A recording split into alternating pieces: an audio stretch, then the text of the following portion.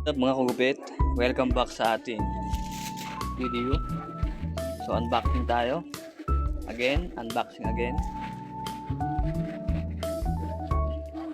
So ito ay ginagamit ng mga barbero. Kung isa kang barbero, kailangan mo rin to. So ito ay tinatawag na balabal, no? Solid nito guys.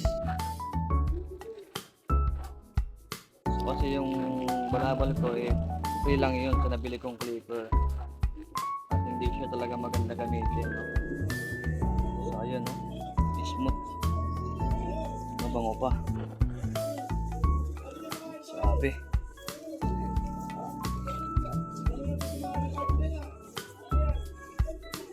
So, meron tong ano sa likod, yan, no? Ang iipit mo lang, adjuster. Ipit mo lang siya kung hanggang saan. Ayan.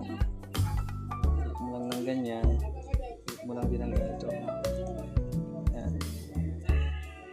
Na-adjust siya, no? Talagang hindi papasok yung buhok. Talagang madulas siya. Hindi talaga kailangan kapitan ng buhok. Ayan. So, sa mga barbero dyan, naghahanap ng balabal, check out nyo na lang dyan sa may yellow basket. Murang-mura.